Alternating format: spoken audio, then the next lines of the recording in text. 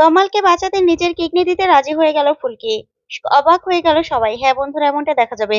তাই সম্পূর্ণ জানতে ভিডিওটিতে লাইক দিয়ে চ্যানেলটি সাবস্ক্রাইব করে দেখতে থাকুন। গল্পের শুরুতে দেখা যাবে ঈশিতা বসে বসে চা খাচ্ছিল। ঠিক তখনই সেখানে তেওয়ারি আর লোকজন নিয়ে চলে আসে। তখন তেওয়ারি ওর লোকজনকে বলতে থাকে, শোন, ওই যে ম্যাডাম বসে আছে, বুঝতে পেরেছিস? ম্যাডামকে এখন চোখে চোখে রাখবি। খবরদার ম্যাডামের একদম ধারে কাছে যাবি না। কারণ আমরা কি করতে পারি না করতে পারি ম্যাডাম কিন্তু সবটা জানে। তাই এখন চোখে চোখে রাখবি আর রাতে উড়িয়ে দিবি। এখন দেয়া যাবে না, তাহলে পুলিশে ঝামেলা হতে পারে। বুঝতে পেরেছিস? তখন এই বলেই ওদের সাথে কথা বলতে থাকে। এদিকে ঈশিতা মনে মনে বলতে থাকে, রুদ্রদার লোকজনকে তো এইদিকে দেখছি না। না না, রুদ্রদাও তো বসে থাকবে না। আমাকে কিছু একটা করতে হবে, করতে হবে আমাকে। ঠিক তখনই পিছন দিকে তাকালে ঈশিতা তেওয়ারিকে দেখে পুরো চমকে যায় আর বলতে থাকে, সর্বনাশ, এখানে তো দেখছি তেওয়ারিরা চলে এসেছে। না না, এখান থেকে আমাকে যে করে হোক পালাতে হবে। আমাকে রুদ্রদা ছাড়বে না, এত তাড়াতাড়ি আমাকে ছাড়বে না। এই বলেই ঈশিতা সেখান থেকে কোনো মতে পালিয়ে যায়। ঠিক তখনই তেওয়ারিরা দেখতে পায় যে ঈশিতা নেই। তারপরে ঈশিতার পিছন পিছন দৌড়াতে থাকে ওরাও। তারপর দেখা যাবে ঈশিতা বলতে থাকে, না, এতক্ষণ হয়তোবা মানুষের ভিড়ের মধ্যে থাকাতে ওরা কিছু করতে পারেনি। আমাকে মানুষের ভিড়ের মধ্যেই থাকতে হবে, কিছু একটা করতে হবে। এভাবে পালিয়ে আমি বাঁচতে পারবো না, বাঁচতে পারবো না আমি। আমাকে যে করে হোক কিছু একটা করতে হবে। এই বলে ঈশিতা সেখান থেকে দৌড়ে ছুটে পালায়। ওইদিকে গুন্ডারাও দৌড়াতে থাকে। অন্যদিকে দেখা যাবে তমালের জন্য সবার থেকে স্যাম্পল কালেক্ট করছে ডক্টর। ঠিক তখনই অংশু বলতে থাকে, সবার থেকেই তো ব্লাড নিল, এবার এবার দেখা যাক যে আমাদের মধ্যে কার স্যাম্পলটা মিলে তমালের সাথে। তারপরেই লাবু বলতে থাকে, আচ্ছা, তিনজন তো এমনিতেই কমে গেল। ধানু, পিয়াল আর পায়েল, ওরা থাকলেও তো ভালো হতো, ওদেরটাও তো মিলতে পারতো। তারপরে দেখা যাবে পারমিতা লাবুকে বলতে থাকে, লাবু একটু এদিকে আয় তো, শুন তো। তারপরে লাবু বলতে থাকে, হ্যাঁ পারমিতা বল।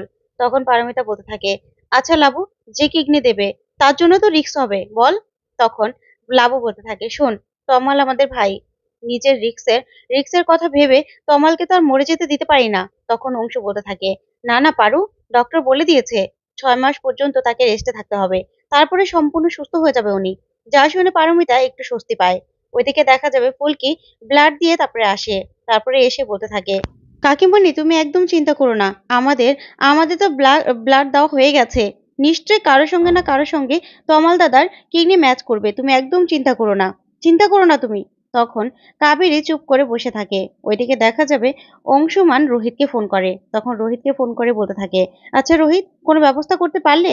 তখন রোহিতও জানায় যে না, ও সব দিকে খোঁজ চালিয়েছে, কিন্তু কোনো ব্যবস্থা এখনো হয়নি। যা শুনে লাবু আর পারমিতা বলতে থাকে, হ্যাঁ, এত তাড়াতাড়ি তো ডোনার ম্যানেজ করা এত সহজ কথা নয়। ঠিক তখনই ডক্টর আসে। এসে বলতে থাকে, আচ্ছা, আপনারা না খুব তাড়াতাড়ি চেষ্টা করুন, আমরাও এদিকে চেষ্টা করছি। আর আপনাদের সবার ব্লাডই তো আমাদের নেওয়া হয়ে গেছে, এবার স্যাম্পল গুলো ম্যাচ করা বাকি। ঠিক আছে, তারপরে আমরাও দেখি, আপনারাও না ব্যবস্থা করুন। তখন অংশমান বলতে থাকে, হ্যাঁ হ্যাঁ, আমরা ব্যবস্থা করছি। অন্যদিকে দেখা যাবে ঈশিতা ছদ্মবেশ নিয়ে একটা রেস্টুরেন্টে চলে আসে। তারপরে এসে বসেই ভাবতে থাকে যে কি করব আমি, এখানে তো তেওয়ারিদের কোথাও দেখছি না। এই তেওয়ারি চারদিকে লোকজন ছড়িয়ে রেখেছে। না, কিছু একটা আমাকে করতে হবে, আমাকে বাঁচতে হবে। এভাবে লুকিয়ে কতক্ষণ থাকবো আমি? না, আমাকে শেল্টার নিতে হবে। কিন্তু কার থেকে, কার থেকে নেব আমি? এই বলে ঈশিতা ফোন বের করে একজনকে ফোন করতে থাকে, যে রুদ্রকে পছন্দ করে না। তখন ঈশিতা সবটা তাকে ভেঙে বলে। আর ওইদিকে দেখা যাবে তেওয়ারি তার লোকজন নিয়ে সেখানে চলে আসে। আর এসে বলতে থাকে, বড়বাবু তো বললো যে ম্যাডামের লোকেশনটা নাকি এদিকে দেখাচ্ছে। শোন, এই ক্লাবটা পুরো আগে খুঁজবি, তারপরে বাইরেটা খুঁজবো আমরা, ঠিক আছে? এই বলে ওরা খোঁজ করতে থাকে। ওইদিকে দেখা যাবে ঈশিতা ফোনে কথা বলে হঠাৎ করে পিছন দিকে তাকাতে তেওয়ারিদের দেখে ফেলে আর বলতে থাকে, সর্বনাশ, তেওয়ারিরা তো এখানে চলে এসেছে। আমি একটু ছদ্মবেশ নেওয়াটা হয়তো বা বুঝতে পারিনি এখনো। না না, এখান থেকে আমাকে পালাতে হবে, যে করে হোক আমাকে পালাতেই হবে। ঠিক তখনই ঈশিতা চুপি চুপি বেরোতে গেলেই তেওয়ারি তখন বলতে থাকে, বড়বাবু এত বলল যে এখানেই নাকি ম্যাডামের লোকেশনটা পাওয়া গিয়েছিল, দাঁড়া বড়বাবুকে একটা ফোন করি। তখনই বড়বাবুকে আবারও ফোন করে তেওয়ারি আর ফোন করে বলতে থাকে, বড়বাবু আপনি তো বললেন যে ম্যাডামের লোকেশনটা এখানেই, কিন্তু এখন তো এখানে কোথাও খুঁজে পাচ্ছি না। আপনি একটু আবার লোকেশনটা চেক করে আমাদের জানান। ও তখনই ঈশিতা সব কথা শুনে বলতে থাকে, সর্বনাশ, ওরা তো বড়বাবু থেকে আমার ফোন নাম্বার নিয়ে লোকেশন চেক করাচ্ছে। না না, আমি তো যেখানে যাব সেখানে ধরে ফেলবে। আগে আমাকে ফোনটা অফ করতে হবে। তারপর সুযোগ বুঝে ওই দাদাকে ফোন করে ফোনের সিমটা খুলে ফেলতে হবে। না না, আমাকে যে করেই হোক পালাতেই হবে। এই বলেই সীতা সেখান থেকে পালিয়ে চলে যায়। ওইদিকে দেখা যাবে ডক্টর আসে। আর এসেই ডক্টর বোসকে বলতে থাকে, ডক্টর, একজন ডোনার পেয়েছিলাম, একদম পুরোপুরি মিলে গিয়েছিল, কিন্তু শেষ মুহূর্তে সে দিতে রাজি হলো না। তখনই ডক্টর বোস বলতে থাকে, তারপরেও আমিও একজনকে একদম পেয়েছি, ওদের ফ্যামিলি মেম্বার, তারটাও 75% ম্যাচ করছে। যা শুনে ডক্টর খুশি হয়ে যার বলতে বলতে থাকে, কি বলছেন ডক্টর, তাহলে চলুন, সবাইকে খবরটা দিতে হবে। এই বললেই ডক্টর বোস বলতে থাকে, হ্যাঁ চলুন। তারপরে দেখা যাবে এদিকে সবাই তমালের জন্য খুব চিন্তা করতে থাকে। তখনই ডক্টর আসে আর এসে বলতে থাকে, আপনাদের জন্য একটা সুখবর আছে। তখনই সবাই বলতে থাকে, কি ডক্টর, কি ডোনার পাওয়া গেছে? তখন ডক্টর বলতে থাকে, আপনাদের ফ্যামিলি মেম্বারদের মধ্যেই একজনের পুরো স্যাম্পল ম্যাচ করছে ওই তমাল রায়চৌধুরীর সাথে 75%। তখনই সবাই বলতে থাকে, কার? তখন ডক্টর বলে, ফুলকি দাস। যা শুনে ফুলকি খুব খুশি হয়ে যায় আর বলতে থাকে, সত্যি সত্যি আমারটা ম্যাচ করেছে? সত্যি তমাল দা যে আমাকে বোন বলতো না, এটাই তার প্রমাণ। আমি দেব, আমি কিডনি দেব। তখনই সবাই এই কথা শুনে অবাক হয়ে যায়।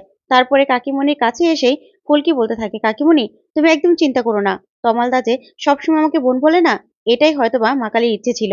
দেখেছো কেমন আমারটাই ম্যাচ করিয়ে দিল? তখনই কাবেরী বলতে থাকে, ফুলকি, তোমাকে আমি কত কথা বলেছি, তুমি আমাকে ক্ষমা করে দাও। সেই সেই মা কালী তোমার প্রার্থনাই কবুল করলো, তুমি যে তমালের সত্যিকারের বোন সেটাই প্রমাণ করিয়ে দিল, এটাই তার মনে ছিল।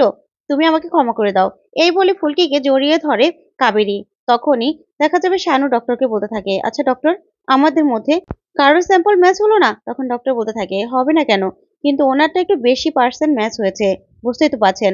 তখন শানু বলতে থাকে, না না ডক্টর, আপনি আরো কয়েকজনের টেস্ট করান, পিয়াল আছে তো, পিয়ালেরটা টেস্ট করান। তখন কাবেরী বলতে থাকে, কেন তমালের বাবা, আমার ফুলকি দাসেরটা তো ম্যাচ হয়েছে তাহলে? তখনই শানু বলতে থাকে, না, এতে আমার আপত্তি আছে ডক্টর, ও একজন বক্সার, প্রফেশনাল বক্সার, ওর সামনে ম্যাচ রয়েছে, ও কিডনি দিলে 6 মাসের মধ্যে কোনো রকম কোনো কিচ্ছু করতে পারবে না। না, এটা কিছুতেই হতে পারে না, কিছুতেই না। ওর কেরিয়ারের কথা ভেবে হলেও ওকে আমি কিছুতেই কাজ করতে দিতে পারি না। যা শুনে ডক্টর চমকে যায়। তখনই শাহরুখ বলতে থাকে, হ্যাঁ পিয়ালকে নিয়ে যান, পিয়ালেরটা যদি ম্যাচ হয়। তখন পিয়াল বলতে থাকে, হ্যাঁ ডক্টর, আপনি আমার আমার স্যাম্পল নিন, আমারটা যদি ম্যাচ হয় তাহলে আমি দেবো। তখনই কাবেরী রেগে যায় আর বলতে থাকে, তুমি তোমার ছেলের কথা না ভেবে তুমি অন্য কারো কথা ভাবছো? তখন শানু বলতে থাকে, হ্যাঁ, আমাকে ভাবতে হয়, সবটা ভাবতে হয় কাবেরী। তারপর দেখা যাবে তমাল ভিতরে চলে যায়। এইদিকে কাবেরী রাগ করে সেখান থেকে চলে গেলে ফুলকি বলতে থাকে, কাকুমণি, তুমি কেন আপত্তি করছো বলো তো, কেন আপত্তি করছো? আমি তো বলছি আমি কিডনি দেবো, আমি দিতে রাজি আছি, তাহলে তুমি কেন দিতে দেবে না বলো তো? তমাল দাদার জীবনের থেকে আমার কাছে আমার খেলা বেশি নয়। তখন শানু বলতে থাকে, না ফুলকি, তুই আমাদের বাড়ির গর্ব, তোকে আমি কিছুতেই এত বড় একটা বিপদে ফেলতে পারি না। তুই 6 মাসের মধ্যে কিচ্ছু করতে পারবি না, তুই বুঝতে পারছিস? না না, এত বড় সর্বনাশ আমি কিছুতে করতে পারি না। তখন ফুলকি কারো কথা না শুনে শানুকে নিয়ে ভিতরে চলে যায় আর বলতে থাকে, তুমি কাকুমণি ডক্টরকে বলবে যে তুমি রাজি। আমি তো রাজি, চলো। এই বলে জোর করে নিয়ে গেলেই তখন পারমিতা বলতে থাকে, অংশু, তুমি এখনই ভাইকে সবটা জানাও। তখন অংশু বলতে থাকে, জানাচ্ছি। তখন পারমিতা বলতে থাকে, ঈশিতা, ঈশিতা না কোনোদিনও ভালো হবে না। ঈশিতা এত বড় একটা ক্ষতি করতে পারলো, পারলো ক্ষতি করতে। তারপর দেখা যাবে অংশু সবটা রোহিতকে জানালেই লাবু বলতে থাকে, আচ্ছা অংশু, কি বললো ভাই? তখন অংশু বলতে থাকে, রোহিত শুনে আসলে রোহিতেরও তো মন খারাপ, কিছুই বলতে পারছে না। তখন থানু বলে, কি বলবে দা ভাই, আর কি বলবে? কিন্তু ফুলকির তো কেরিয়ারটা নষ্ট হয়ে যাবে। তখন পারমিতা বলে, ওই ঈশিতাকে কি এখনো খুঁজে পাওনি? ওর কোনো খবরই পাওয়া যায়নি অংশু? তখন অংশু বলতে থাকে, আসলে এই কেসটা তো সুব্রত হ্যান্ডেল করছে, কিন্তু বড়বাবু তো আছে, তোমরা কি মনে করছো বড়বাবু ঈশিতাকে ধরতে দেবে? কিছুতেই না, কারণ উনি তো রুদ্ররূপের লোক, তাই না? তখন লাবু বলতে থাকে, দেখেছো, আমি বলেছিলাম না যে ঈশিতা একা এই কাজটা কিছুতেই করতে পারে না, ওই রুদ্র এই কাজটা করিয়েছে, না হলে ঈশিতা বন্দুক কোথায় পাবে? তখন অংশু বলতে থাকে, আগে তমালের শরীরটা শুধু সুস্থ হোক, তারপরে দেখো, যেখান থেকে হোক না কেন আমি ঈশিতাকে খুঁজে বের করবোই, তারপরে নিজের হাতে শাস্তি দেবো। তো বন্ধুরা, আজকের আপডেটটি কেমন লাগলো অবশ্যই কমেন্ট করে জানাতে ভুলবে না। ধন্যবাদ।